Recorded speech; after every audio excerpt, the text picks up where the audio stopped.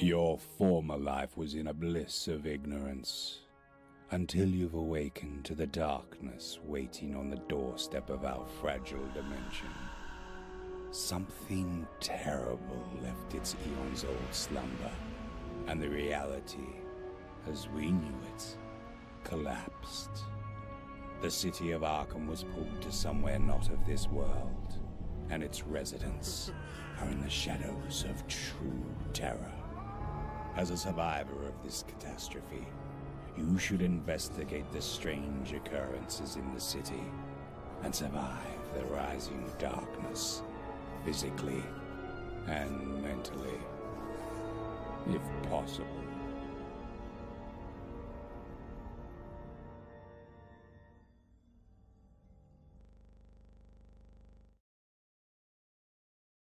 Hey, RetconRaider here.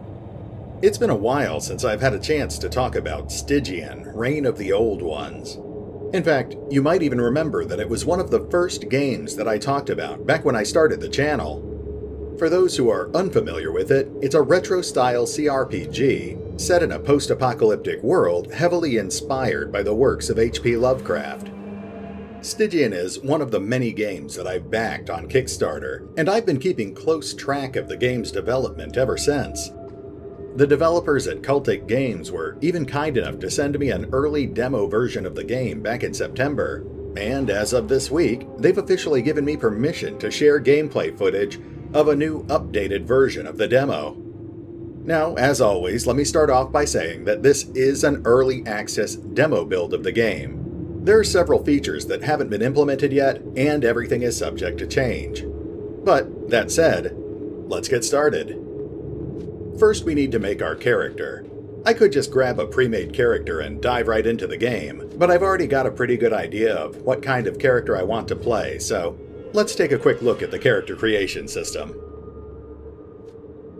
First, we have to choose our character's gender, and since the female player character models aren't actually implemented yet, they pretty much made this choice for me. Today we'll stick with playing a gentleman of ill repute. Next, we have to choose our character's starting age category. Like I said back in my character creation overview, there are 3 age categories to choose from. You can play a younger character who enjoys a bonus to their physical attributes at the cost of skill points, or you can play a more experienced older character who gains bonus skill points but at the cost of physical attributes. Or you could simply play an average adult character who gains no bonuses or penalties in either direction. In my case, I generally prefer to put stress on skill points over attributes, so we'll be playing an older character, someone who's just starting to feel the frailty of their age, but who also benefits heavily from a lifetime of experience. Next, we have to choose our character's archetype, which is one of the most important steps of the character creation process. The archetype represents what the character did with their life before the events of the game. In fact, in the final version of the game, every character archetype will have its own special prologue to play through. Unfortunately, that's one of the features that's not currently implemented in the demo, though each archetype does have a short text blurb that gives you an idea of what their special prologue will be about. The description also lists the skills and attributes that are likely to be most important to characters from that archetype, but the player can feel free to diverge from those recommendations if they really want to.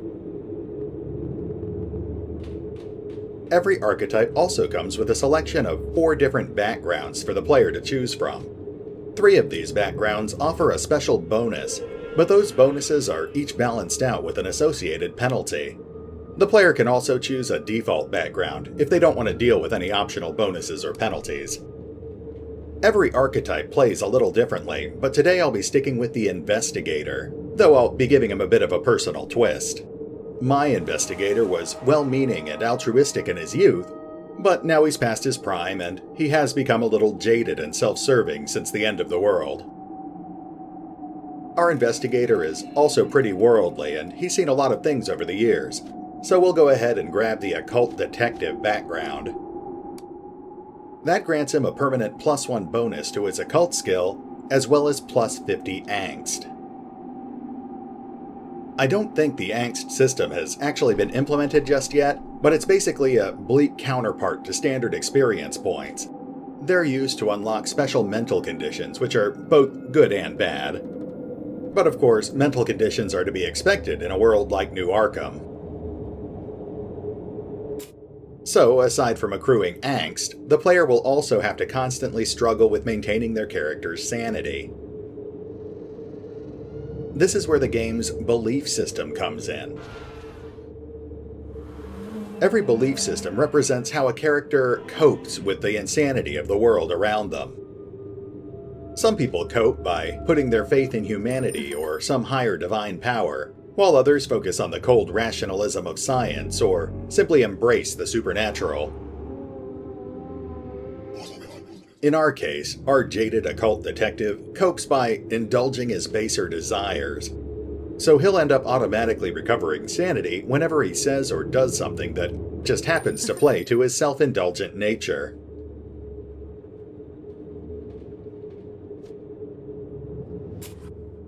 Now we get the chance to further personalize our character's identity. There's only a small number of default character portraits available in the demo, so we'll just grab something fitting for a detective.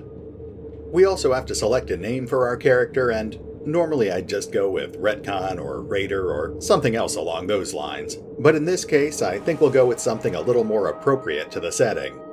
So instead, we'll name our jaded, self-serving occult detective after a fairly obscure C-list comic book character.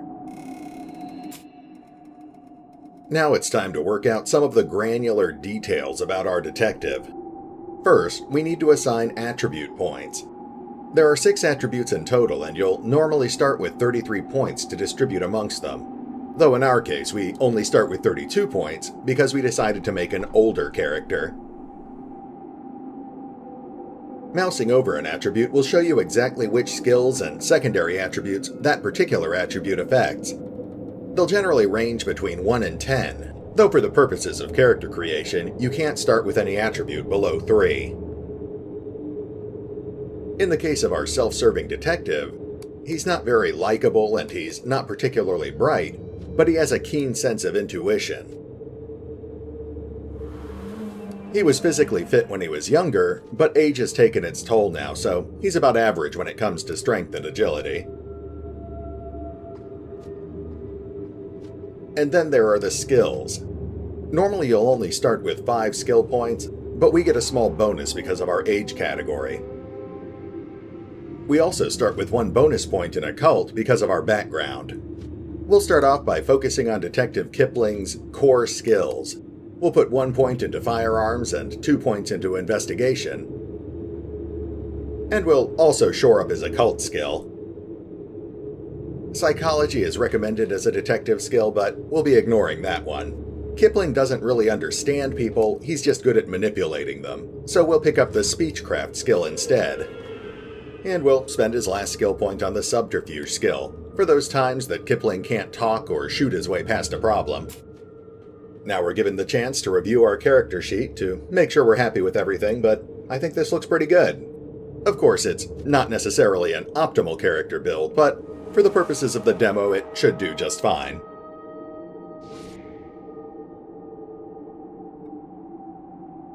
Oh, and it's worth mentioning, as the warning there says, the demo version has no save feature at the moment, so I have to play all this in one shot. I'll try not to die, but no promises. New Arkham isn't a very forgiving place.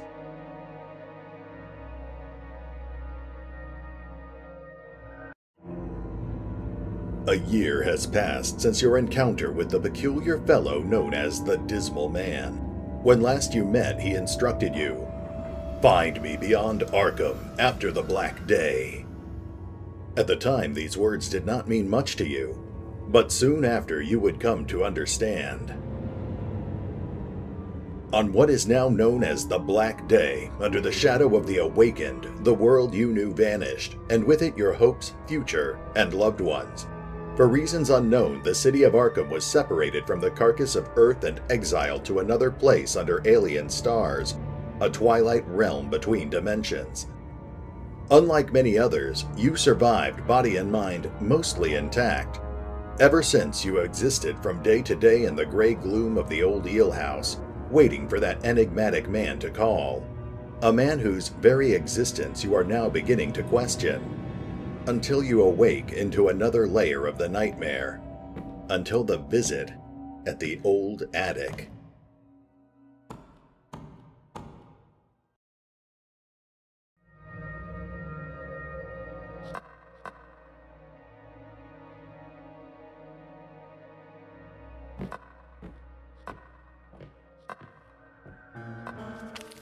And here we are. Let's start off by taking a quick peek at our journal.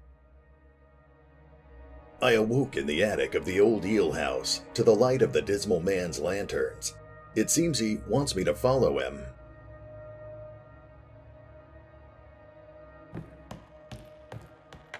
It's too dark to go outside without a light.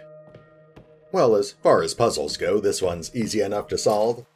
We'll just grab that lantern from the table over there, and then we'll just jump over to our inventory and make sure we've got it equipped.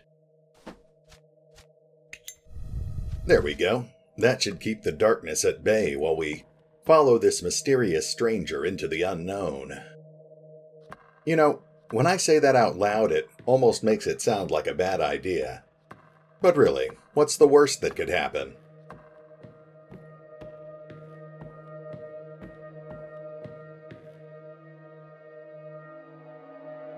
Now, I'm sure that a large portion of the game's main storyline will revolve around finding out just who and what the Dismal Man actually is.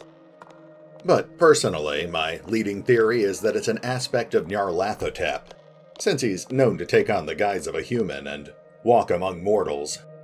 But I suppose that might be a little too obvious.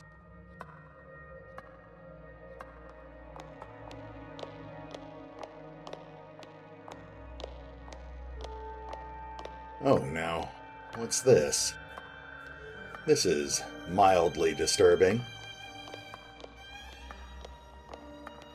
Actually, I take that back. This is actually kind of charming in a morbid sort of way.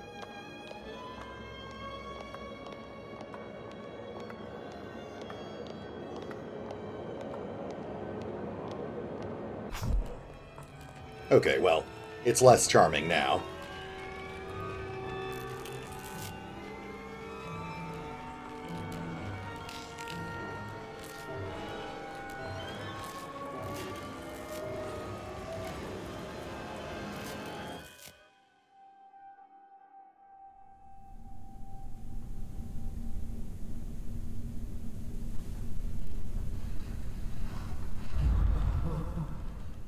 And there goes a third of our sanity. It looks like we're off to a good start. The last spot I saw the Dismal Man in my dream was by the gates of Miskatonic University. Perhaps I should take a closer look. Well, I suppose it's as good a lead as any. But before we head out into the great wide world, we should probably go collect our things from this trunk first. You can actually examine a lot of the items you'll encounter throughout your travels. This helps build the world around you and helps to set the mood, and occasionally it will also reveal special interactions. Now let's take a quick look at all of our worldly possessions. We've got cigarettes, which act as the currency in the world of New Arkham, and we've got our trusty .22 revolver here. It's not much, but it'll get the job done. We've also got a shot of laudanum, which will be our primary means of restoring both health and sanity. At least until the developers have implemented the camping system. And then we've got some other mundane accessories here. Our notebook, our detective's license, our stereotypical fedora and trench coat. We've also got a few cans of preserved food, but like I said, we won't get much use out of that until the camping system's been implemented. Because we started off with 2 points in the occult skill, we also start with a single spell in our grimoire. It's a decent spell, but I won't be using it much. Wielding magic in Stygian comes at a cost. Since there's no real easy way to restore sanity right now, I think it's best if our investigator just avoids actively dabbling in the occult. At least for now. We also have this charming world map depicting the general layout of New Arkham. And we've already looked at the Journal tab, so we won't linger here. The current version of the demo also features this relatively simplistic tutorial. I'm already pretty familiar with playing the game, but feel free to pause the screen if you'd like to take in all this information. Of course, I will actually be addressing most of these mechanics as we come across them throughout the rest of the demo. I think that pretty much covers all the basics, so let's head down to the bar. Here we are in the Old Eel, and things are looking a little more lively than they did the last time we passed through.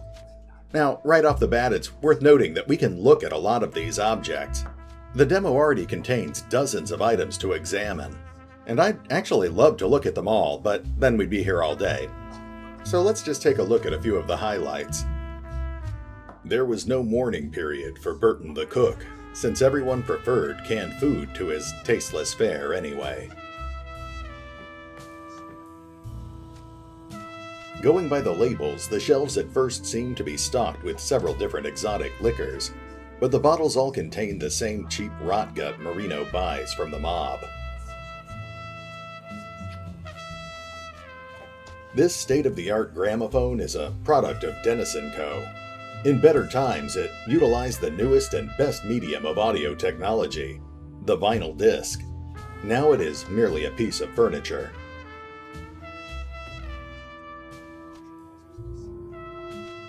A wilted tourism advertisement from Marino's hometown in northern Italy, the only keepsake left from his youth. Now it is too late to go back. He will never again feel the cool Adriatic breeze. And speaking of Marino, let's go ahead and have a chat with our gracious host. You see Marino, the manager and bartender of the Old Eel. He's been your host for almost a year now, of course in return for your last precious resources. He has a tendency to suck you dry whenever he gets the opportunity. Good morning, Cornudo, if you can call this never-ending twilight morning. What was all that hurly-burly upstairs? Bad dreams? Can you separate dream from reality anymore? Oh, I see. Cornudo is quite a philosopher. I find my own view simple and more effective. Whether this is dream or reality or inferno, the question is, can you die? If you can kick the bucket, which is definitely still the case, my friend, I guess this is a real enough. But if you want to give it a shot, I can spare you a pistol. Since you're awake, let's talk about the cigs you owe me. You were too drunk to pay yesterday and told me to remind you later, remember? I have several options here, but we'll go with the obvious best choice, the one tied to our speechcraft skill. But I don't see any bruises on myself, and if I'm unhurt, I must have paid the bill. Successfully using a skill will get you some experience points, but it won't always get you a better result. He seems dispirited by your argument. I'm not in the mood for a pissing contest. I'll have all your cigs eventually. Later, Cornudo.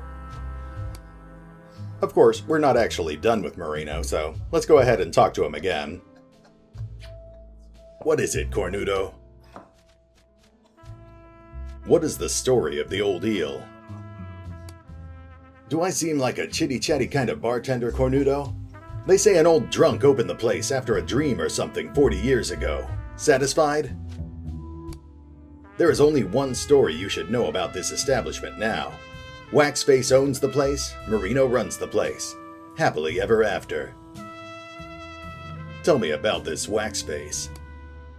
Not a smart question at all, Cornudo. Just remember, he is the king on this side of the Miskatonic. He is the boss of the mob, the unseen imperator. He is the person you should keep your mouth shut when his name comes to your mind. What's the mob doing in a remote New England town? You're playing the suicidal. The Marino I know can become the chitty-chatty kind of bartender if there are cigs involved. Marino scans the bar, then continues quietly. 10 cigs. Here you go. He swiftly counts your cigs and lights one of them after he is done. Now listen to me. Speak about this and I'll see you hanged on the clock tower, plucked like a chicken. He continues in a whisper. The Cordellini family of Chicago was looking for a safe route to transport the liquor they smuggle from overseas. European whiskey, Cuban gin, all sorts of booze. Let's say with the help of a good advisor, they have decided to use the Miskatonic River for this operation. Isn't this godforsaken town the best place for staying invisible? Makes sense. Go on. The Cordellini sent some of their best men along with some cannon fodder to oversee the operation, and right after the ships arrived from Kingsport with the moonshine, the Black Day happened. The mob got stuck here. Imagine big city gangsters in an old, quiet-as-shit New England town. It's like wolves trapped in a slaughterhouse. The rest is... the scientists have a name for this. Natural selection. Why miss the opportunity? Nice story. And that, of course, gains us 1 point of sanity because of our materialistic nature, as well as a small amount of experience points for gaining knowledge. Learning about the world around you is another primary source of experience points. This conversation never happened, Cornudo. Do not forget Clock Tower and Pluck Chicken. Now name your poison. I do want to keep talking to Cornudo, but since he brought it up, let's take a quick look at his inventory. This is the barter interface. It's pretty straightforward and self-explanatory. Your inventory's over on the left and the merchant's inventory is over on the right. There are actually a surprising number of items in the current demo build, but a lot of them are intended for use with mechanics that haven't been implemented yet, like crafting and camping. You can get some use out of items like alcohol, though. Booze is a cheap and effective way to quickly restore some of your lost sanity, but it comes with some obvious side effects. Downing an entire bottle of whiskey will reduce some of your stats for a while, and drinking anything too strong can actually end up causing physical damage as well. You can sort a merchant's inventory using the item tabs up here, and you can also see your current influence on the merchant you're dealing with. Unfortunately, we don't really have any significant resources at the moment, so I think we're pretty much done with Marino for now. Let's try our luck with the guy playing darts in the corner.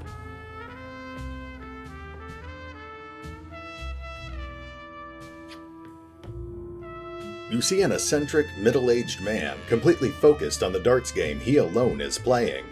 Exaltation all but radiates from this odd fellow. Care for a game of cricket? You don't get a chance to play against the world champion every day. He passes several of his darts to you. Well, obviously we're going with the materialistic option here. Is there a prize? Prize? Nothing can come close to the thrill of the darts. Tobacco? Rubbish. But feeling the texture of the stem in your hand, the steel point savagely penetrating the board, it's priceless. And the prize? You want cigarettes? Beat me then. Beat the world champion and you'll have more cigarettes than you'll ever want. You see, I was a traveling salesman for Tom Rogers cigarettes. Before I found my true self and became the champion. Damn those days. Herschel, go to Maine. Go to Boston, Herschel. Herschel, your sales performance is getting lower. We're disappointed, Herschel. Where are they now? Ha! Dissatisfied bastards. The old Herschel is gone with them. There is only the champion now. The champion! Okay. The world champion? Of course! Surprised? You have any clue what happened to the rest of the world? Knock knock, anybody there? No one? Ha! Good riddance. Earth was a big pain in the butt anyway. Here there is only one champion. Herschel, the master of darts. This makes me the world darts champion. Ready for the game now? Sure, let's play. Now you're talking! He starts to tell you the rules of the game with rather too much enthusiasm. Well, we could go up against him in a fair contest, but our agility's only 6. If he's any good at darts, he's going to end up beating us, so I think we'll tilt the odds in our favor by making use of our subterfuge skill. Not particularly fair, but it should be effective. We'll just subtly tamper with his darts while he's busy yammering about the rules of cricket or whatever.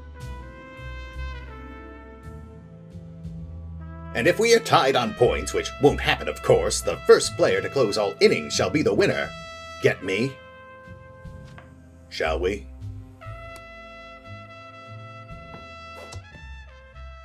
In the last round... No! No! Well, I almost feel bad now. Herschel looks as if he's stripped from all purpose. Glancing at his expressionless eyes, you feel like you're gazing right into the abyss. He starts to talk slowly. Cheater! I didn't cheat. Cheater! Okay, well, I see there's no talking to you. Cheater! Cheater! With each repetition, his speech starts to sound less and less rational, until it turns into a frenzied howl.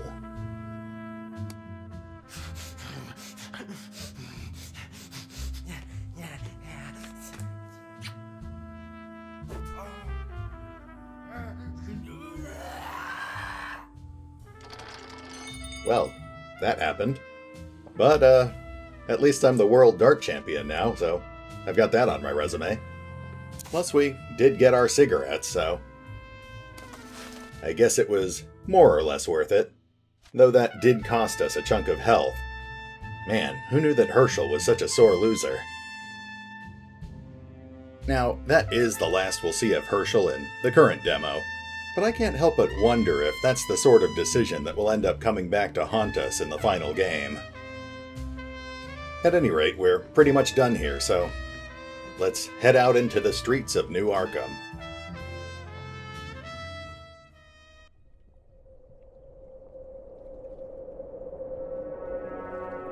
And here we are out in the street. Once again, things are looking a little busier than they were the last time we passed through. There are plenty of NPCs to chat with and some pleasant scenery to enjoy. This local restaurant, once a cheerful gathering place, is now a haven for hoodlums and fools. The uneven chatter within speaks of conspiracy.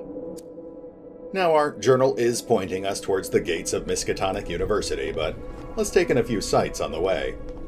Oh, and there are also some containers for us to rummage through. You can actually highlight all interactive objects by holding down the Alt button. No person in their right mind would want to live inside a rotting, clammy shed, nor be gullible enough to purchase any kind of food resulting from fishing. That looks interesting. The decapitated statue of President Lincoln perfectly symbolizes the fate of American ideals in this horrid place. The people of Arkham have chosen fear over liberty, surrendering their future to subjugation and the rule of the mob. This towering depiction of one of the elder gods perches atop the naked base of a shattered statue. Charming. Well, let's try talking to some of the locals. Well, I can't seem to... Oh, there we go. Okay, I guess he doesn't want to talk after all. It's one of the minor bugs in the current version of the demo. Unfortunately, sometimes you won't be able to interact with certain NPCs, though in this particular case, those are just generic NPCs anyway, so it's no great loss. Honest Bill's claim to offer the best deals has become indisputable since it's now the only pawn shop in town. It's probably worth your while to take a look. Yeah, we'll come back to that a bit later. Only a year ago had anyone suggested Arkham's most prestigious lodgings would degrade into a festering hive of debauchery, he would have been jeered into silence. Yet, the reality in this case is bleaker than the imagination. Oh, and we've got another pile of garbage to go through here. An empty bottle, a few cigarettes. And now who's this charming fellow? The wretched creature before you can hardly be described as human. It is wearing odd, anachronistic clothes and has wrapped its face and hands in tattered rags. Its cringing, confused movements further verify the status of this unfortunate outcast. Why have the cruel gods chosen me for their ghastly amusement? The outsider here is actually unique in that most of his dialogue is voiced. His dialogue is actually done pretty well. The moment he sees you, the wretched creature draws back in horror. As a disciple of the dark arts, you can sense the occult energies emanating from this being. I sense a power in you. No harm will come to you from me. You sense the creature observing you with its yellow, ghoulish eyes, barely visible behind the filthy rags. Harm is the only thing your kind brought me. To think I once foolishly believed us to be kind. Leave me alone. The creature scurries quickly away from you. Stop. Don't. Come back. Well, he is gone. So I guess we'll just continue on our way to the gates of Miskatonic U.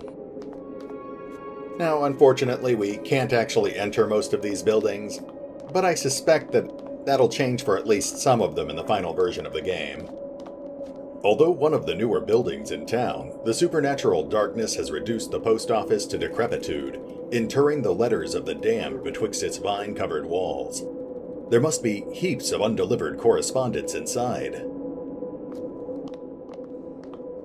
And there's the gates into the university. Though obviously we won't be passing through that way. The iconic gate of this institution of higher learning lies in ruins. The way is impassable for now. Fortunately, we do still have a lead here. An odd-looking brass key that probably holds the only clue to reach the dismal man. Well, thank goodness for that. We've got a new journal update, so let's take a look. I found a peculiar key at the entrance to the ruined university, marked with the number 0. Perhaps I could find someone to tell me what it unlocks. Alright, well, you there, sir. Sir? Ma'am? You see a typical Arkham resident, tired and decrepit looking. She looks at you uneasily. What can you tell me about this key? Do I look like a locksmith or something? I haven't got the slightest idea. Maybe nutty old Isidore could help you. He runs the antique store. He has a thing for keys, or so I've heard. Where is this antique store? It's called Smith's Antiques, and it's located in French Hill near the clubhouse. It's an old wooden building, hard to miss. There are still all kinds of strange objects on display. Well, that's convenient. And while I've got her, I might as well ask her a few other questions. Well, it looks like I can ask her about the mob, the cult, or the end of the world, so I suppose we should do what any good detective would do and start at the end. What do you know about the Black Day? Nothing more than you, I guess. We had all seen the signs, right? People have the same nightmares, the mysterious disappearances, whole families massacred. We saw it coming, but pretended everything was fine. The Black Day started with that apocalyptic roar piercing deep into our minds. The sky melting, colors fading, I can't remember anything else. Tears come to her eyes. I probably shouldn't press her. So, let's change the subject.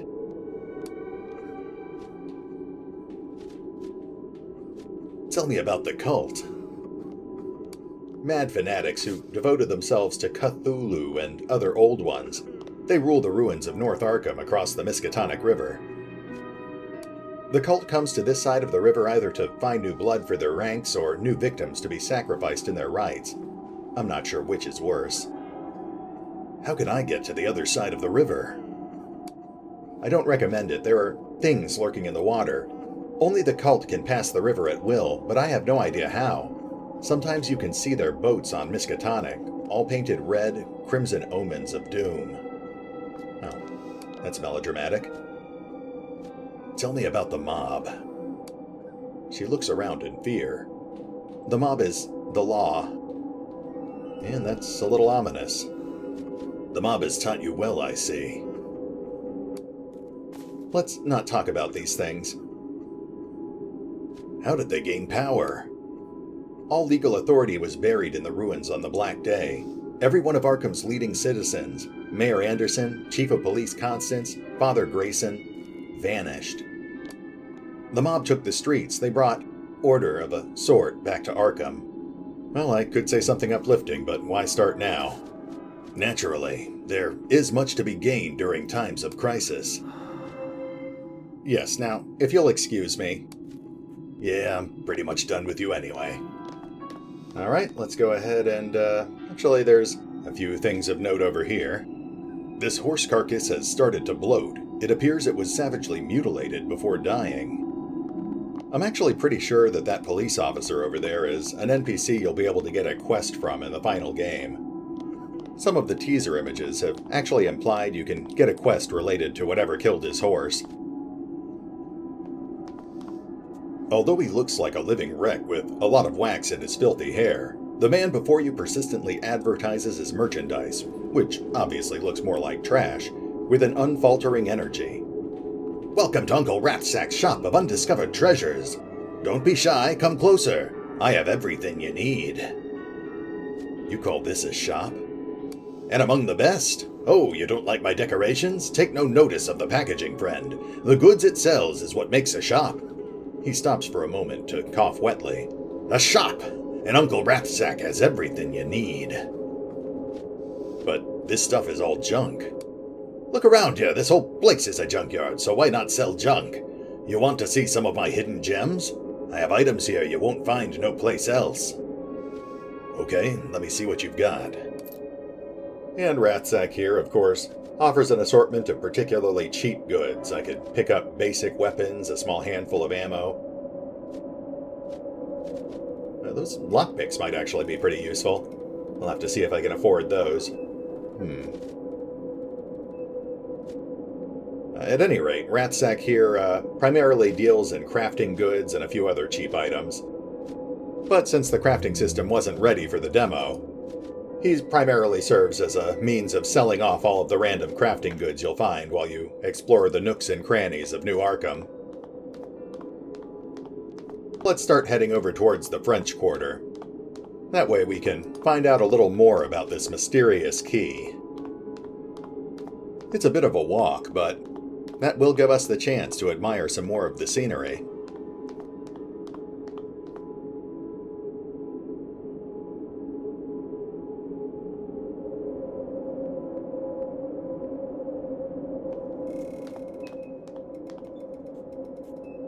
You see a dark-skinned, well-built man approaching you. He does not seem to be from these parts. He seems unaffected by the current conditions of Arkham, and there is something inviting, almost provocative in his thin smile.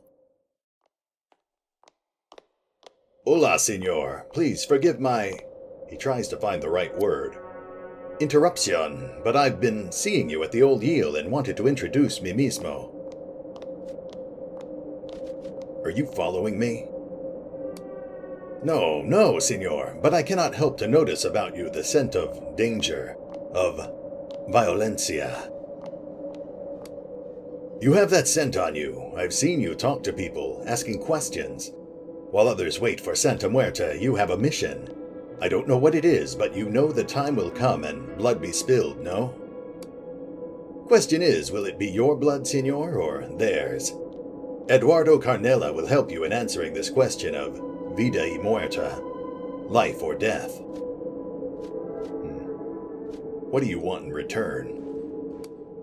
24 cigs for each day I protect you. I don't care if you're fighting monsters, or the mob, or El Diablo himself.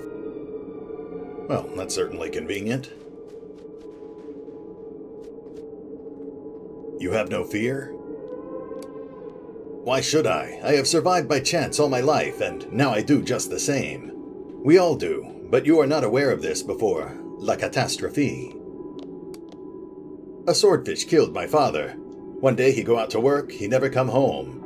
SOS, like that.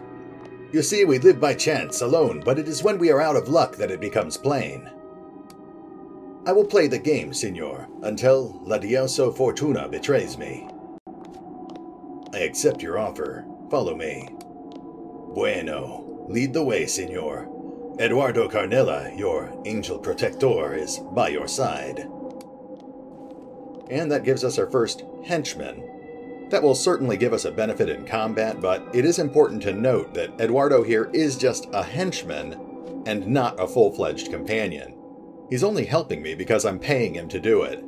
If I stop giving him cigarettes, then I shouldn't be surprised if he decides to abandon or even betray me. He does have a bit of a backstory, and I'm sure he'll also have some personal opinions about some of the things I do, but for the purposes of the demo, he's just an extra gun to help me get through some of the fights.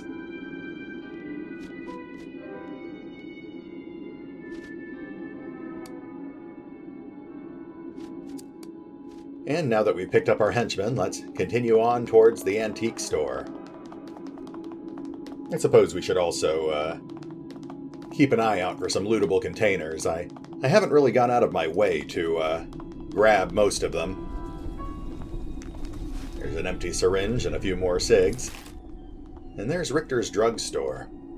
Since the Black Day, Richter's shop has been a popular destination for survivors, supplying a broad variety of synthetic drugs and remedies to common ailments. We'll definitely need to stop there to pick up some more laudanum, but that'll have to wait until we have a few more cigs to trade. This once busy warehouse belonged to the infamous Marsh family of Innsmouth. As you approach, your blood runs cold at the sound of a distant wailing from within. You cannot decide if it is human. That's another interesting location I have to assume we'll be able to enter in the final game. For now, it's just more scenery, though we will grab this crowbar. We're not really much of a melee fighter, we didn't invest any points in the melee skill, and our physique isn't particularly impressive, but it's always nice to have a backup melee weapon just in case. In this case, it does halfway decent damage, it's got below average handling, and it takes 4 action points per swing, but it's certainly better than our fists. And there's our destination, Isolde's antique shop.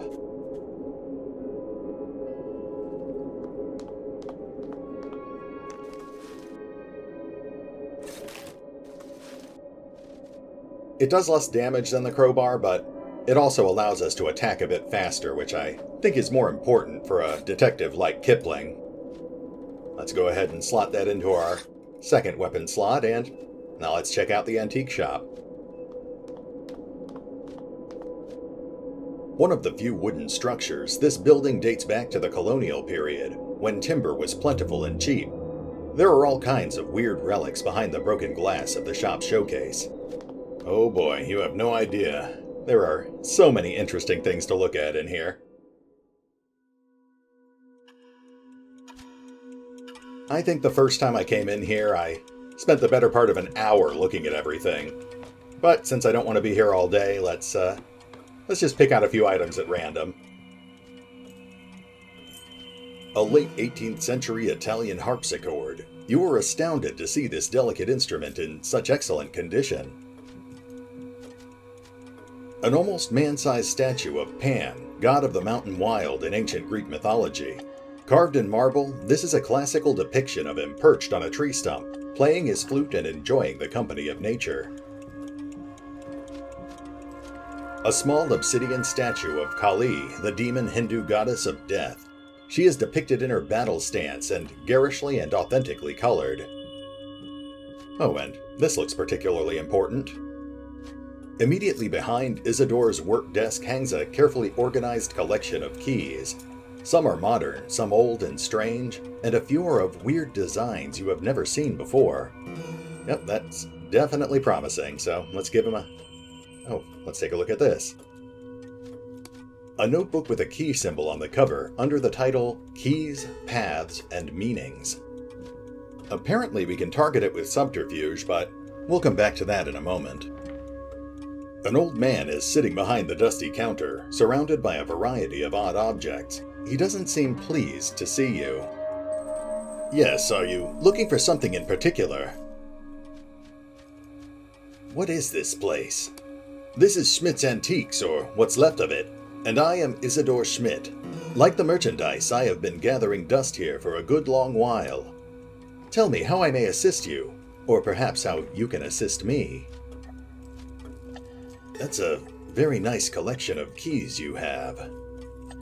Thank you. I have put my life into this collection, though it is unfortunately incomplete. As he quickly reviews his rows of keys, you notice a deep longing in his eyes. Why the interest in keys? I have always been fascinated by keys. I started collecting them in my childhood. It was simply a hobby, of course, until the Black Day. What changed on the Black Day? It's not important. Just remember that I will pay handsomely for keys. I'll feel better knowing why you want them. Very well. After the Black Day, like many others, I lost all hope. With no reason to go on, I decided to end it. You know what I mean. But what I desired most is forbidden to men. For days I fasted and prayed for Hashem's forgiveness, determined to end this misery of an existence. I passed out from hunger and exhaustion, and then I dreamed of 2 keys. One was gold and burning, though it was only warm to the touch. The other was silver and bathed in moonlight. What does it mean? Do you think they are real keys? They were the keys to the Temple of Solomon. I have felt the light inside me. Oh Hashem, He spoke to me. The old man's eyes go wide and lose focus, as if he were in a trance. You understand now, this is the reason I've been collecting keys all my life. They are my escape from this Sheol. They were my test, and they will be my salvation. How can a bunch of keys help you escape? There is a hidden power in patterns and numbers. Some of the keys are numbered. This makes them special. The effects of Isidore's dream fades, and he comes to himself again. I think I have said enough. If the pay is good, then we can share that dream. Just bring me keys. Let's see here. I guess we should play it cool for now. May I see your wares? Indeed, that is why I am here. But first, tell me, if you see something you desire, how do you intend to pay for it? What an odd question. What did you have in mind? Keys. I collect them, you see, all sizes and shapes. If you happen to come across any keys in this accursed place, bring them to Schmidt's Antiques. Duly noted. I will gladly trade the exquisite items from my collection for keys.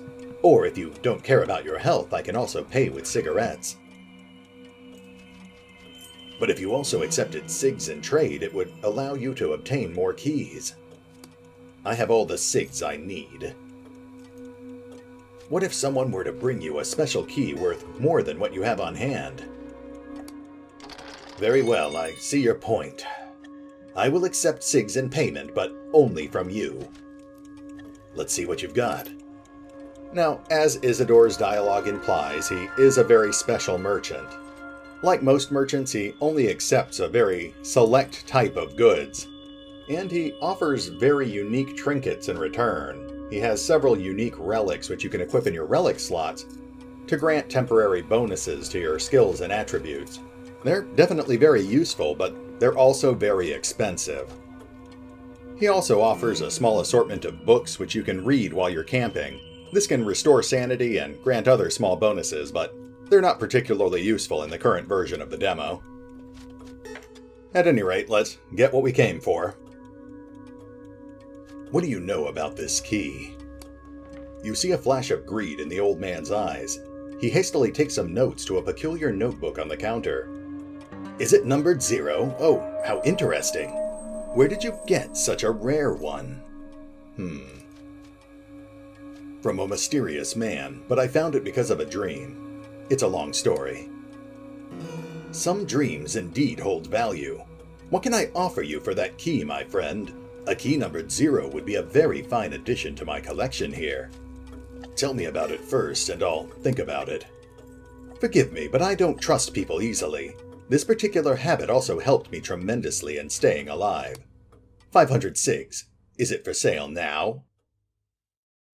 Forget it. Let's talk about something else. 700 cigs. That's my final offer. You don't give up, do you? 1,000. Right now. As tempting as that is, and while it would play to my materialistic nature, it would also bring the story to a standstill, so let's not do that. Sorry, Isidore. If you're not selling the key to me, I'm afraid our conversation is over. Well, then you'll be missing a conversation chance with a fellow devotee of Kabbalah. You do not even dare to mock the doctrine. He that is uplifted and exalted, he that dwells forever, created his world by three. Sefer, Sephor, and... He completes your sentence. Sipper, the story. You know Sefer Yetzirah? Perhaps you're right. It's nice to meet someone who is interested in the tradition. I need to unveil the meaning behind the key. Help me, Mechabal. Do not let me wander clueless. I am no Mechabal, friend. Like you, I am just a humble student of the doctrine, but I won't spare what I know from you. Perhaps your search has a meaning in the great pattern. That key is for the safe deposit boxes of the Bank of Arkham. I wasn't aware of the existence of one labeled 0, though. Where is the Bank of Arkham? It's located in the main street to the northwest of here, but I doubt there is much to discover there. It's in ruins now, just like the whole monetary system. As you see, we buy things with SIGs now, like destitute prisoners. Alright, looks like we've got our next lead, so... I'll leave you to your keys, old man. So, before I leave, let's see if we can eke out a few more clues. The sight of the old man doesn't seem to be too good. You can try to switch his notebook with a similar one on the sly. Oh, interesting. Okay. Fortunately, I just happen to have a blank notebook right here, so let's see. Oh yeah, there we go. Hopefully he won't notice that for quite a while, because I'd still like to do business with him in the future. Let's take a look at this book. Keys, Paths, and Meanings. Isidore's very detailed account of his key collection. A comprehensive catalog of Isidore's keys, including sketches, notes about their particular shapes, and the numerological meaning assigned to them. This notebook is a testament to both his obsession with the Kabbalah and with the keys themselves. Oh, wow. Okay, well, I'm certainly not going to be reading all of this out loud, but that's a lot of interesting information. It didn't trigger any special journal entries or any additional experience point bonuses, so I'm assuming it's the same information we've already basically gotten from him. But it is neat that the developers actually came up with 2 whole pages of his journal for us to look at. At any rate, we're about an hour into the demo at this point, and my throat's getting a little sore, so let's go trigger our first combat encounter, and then we'll call this an episode.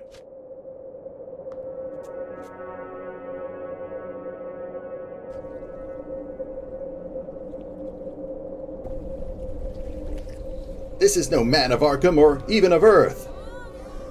There is nothing human under those rags. Your kind brought this upon us. Cursed creature.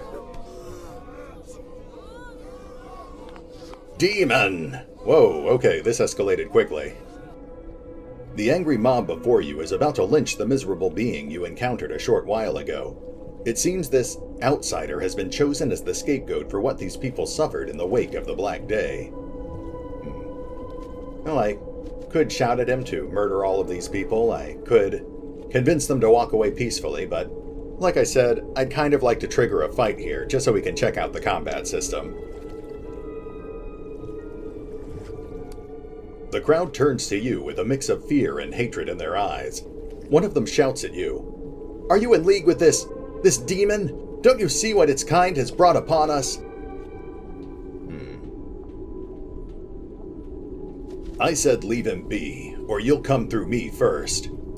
You're in league with the damned too? Attack! Purge the evil! And there we go.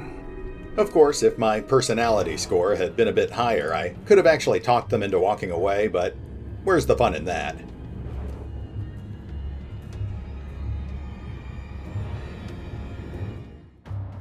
As you can see, the game has now entered a pretty conventional turn-based combat mode, set against a hex-based grid.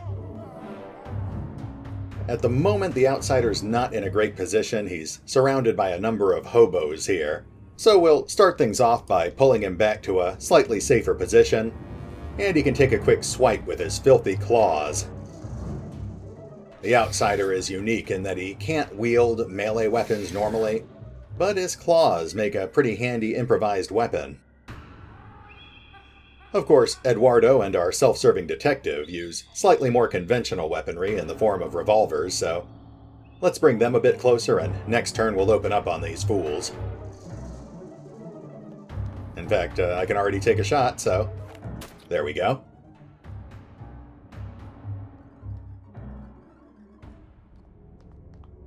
Alright, Eduardo, you're up next, so we'll bring him a little closer and then we'll take a shot or two. In fact, let's get him a little closer. And there we go.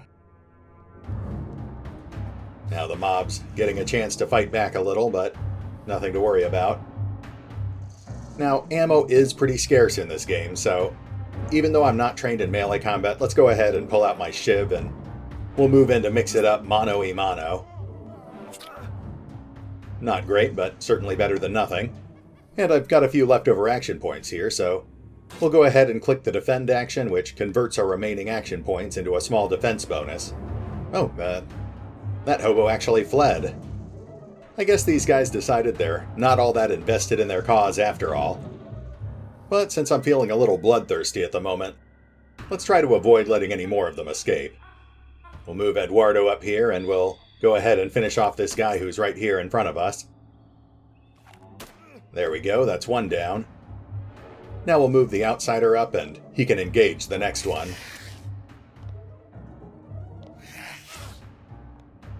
Not bad. Oop, but he took a minor hit in return. Yeah, that's certainly nothing to worry about. Eduardo's up again, so let's edge him a little closer, but we need to make sure we leave enough action points for him to take 2 more shots. And we'll go after this guy who's fleeing here. You'll notice we inflicted a little bonus damage there because we shot him in the back, but he also immediately turned back around to face us afterward, so at most you'll generally only get 1 rear attack per turn.